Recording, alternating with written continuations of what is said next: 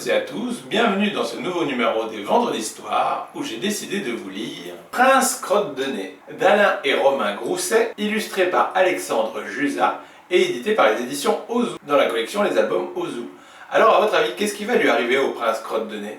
Il n'y a qu'un seul moyen de le savoir, c'est d'écouter l'histoire. Il existe quelque part un petit royaume très agréable. Ses collines verdoyantes et sa belle rivière ondulent dans des terres aux récoltes abondantes. Pourtant, aucun voyageur n'aime s'y rendre. Et pour cause, ce royaume est celui du prince Beau-Pif, qui suscite le dégoût chez les étrangers. En effet, la réputation du jeune prince et sa curieuse manie ont fait de ce domaine un lieu à éviter à tout prix. Depuis son plus jeune âge, le prince Beau-Pif a le nez constamment bouché. Il n'arrête pas de le triturer. Son visage s'illumine à chaque découverte au bout de son doigt. Alors il se met à malaxer, à pétrir, à rouler la crotte de nez. Puis, avec une minutie presque artistique, il façonne ses trouvailles en de curieuses sculptures, les disposant un peu partout.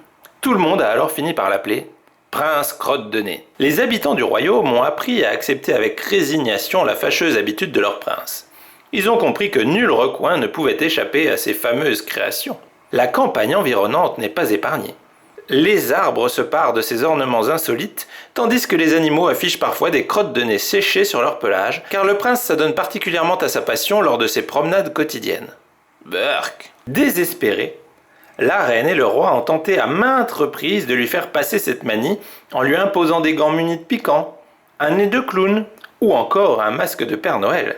Ils espéraient ainsi le dissuader d'explorer les profondeurs de son nez. Malheureusement, il a failli mourir étouffé, alors ils ont tout arrêté. Alors, pour éviter tout jugement, le prince Crotte de Nez préfère se réfugier dans la forêt.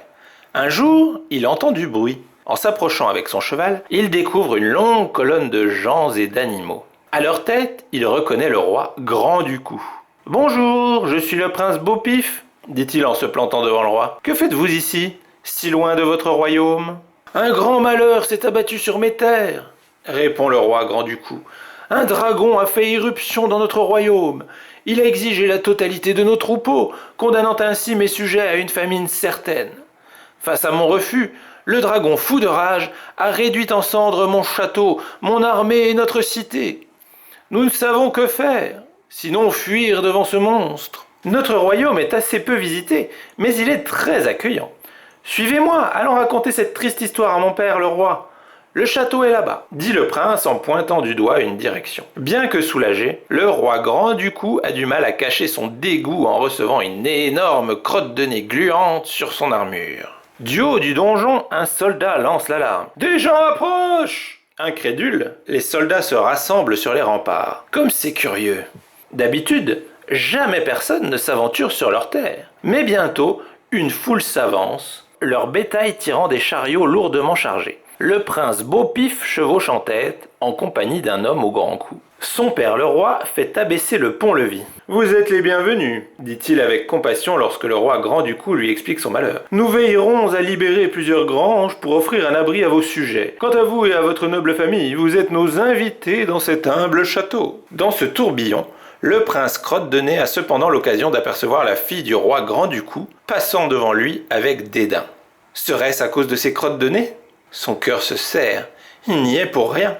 Quant au peuple démuni, il ne tarde pas à découvrir les centaines de ces sculptures réalisées et collées un peu partout. Cependant, les gens n'ont pas le temps d'être admiratifs ou écœurés. Les soldats de guet se mettent de nouveau à crier « Dragon en vue! Dragon en vue !» La foule prise de panique se disperse dans une confusion indescriptible.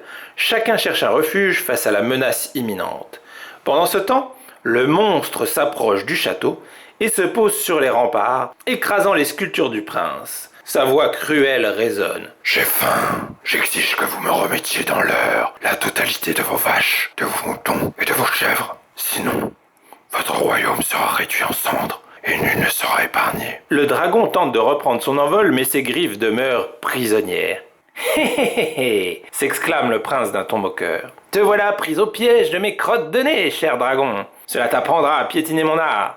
Soldats, aidez-moi à le ligoter. » En un rien de temps, voilà le dragon saucissonné. En proie à une fureur croissante, le monstre crache des flammes en direction du prince, qui s'est abrité de justesse derrière un grand bouclier. Mais la chaleur brûle le haut de ses cheveux, roussit ses sourcils et grille ses poils de nez. « Ah, tu veux jouer ?» réplique le prince crotte de nez avec un calme surprenant. Rassemblant plusieurs de ses crottes de nez visqueuses, il les malaxe jusqu'à former un projectile imposant. Son regard fixé sur sa cible, il vise la gueule béante du dragon avec son lance-pierre. Vzz, fait la grosse boulette avant de se loger dans la gueule du dragon. La foule observe en silence l'épique confrontation entre le prince et la créature légendaire. Le dragon, rouge de colère, bombe son torse massif, prêt à expulser cette énorme boulette. Mais rien ne se passe. Un sifflement infernal se fait entendre. Son ventre grossit comme un ballon de baudruche avant de s'enflammer. Cette boule de feu ailée finit par tomber au pied du château. Puis, tout à coup, un cri retentit à travers la plaine. « Hurrah !» Les gens exultent découvrant le dragon tout rôti, vaincu par de vulgaires crottes de nez. Les villageois s'élancent vers le prince et le portent en triomphe. « À table !» lance le jeune prince d'une voix joyeuse. Aussitôt, les tréteaux sont dressés, les bancs alignés, les couverts disposés. Chaque convive attend avec impatience sa part du festin. La chair du dragon cuite à point est un mets hors du commun. Dans l'effervescence du banquet, le prince Beau-Pif se retrouve face à la princesse Grand du Cou, dont le regard troublant le touche en plein cœur. Un frisson d'émotion parcourt son être. Se pourrait-il qu'elle soit la princesse qu'il a tant sculptée ? Le feu du dragon ayant brûlé les poils de son nez, le prince n'aura dorénavant plus jamais de crotte de nez. Ce qui n'est pas pour déplaire à la princesse. Fin. Alors ça vous a plu ? Vous avez vu, le prince Beau-Pif a été surnommé le prince crotte de nez parce qu'il passe son temps à fouiller son nez, jouer avec ses crottes de nez, faire des sculptures et autres avec, tellement il a de crottes de nez, ce que tout le monde trouve plutôt dégoûtant et répugnant parce que c'est vrai que c'est quand même plutôt sale les crottes de nez. Mais sa dégoûtante manie lui a permis de battre le dragon facilement et de sauver tout le royaume et le royaume voisin qui avait été dévasté par le dragon. Donc au final, c'est plutôt une bonne chose qu'il ait passé son temps à se curer le nez et à en coller un peu partout puisque ça a permis de vaincre le dragon. Mais quand même, à la fin, on voit qu'il s'est trouvé une petite princesse et heureusement pour lui, il n'a plus de crotte de nez à coller, donc ça devrait coller entre eux.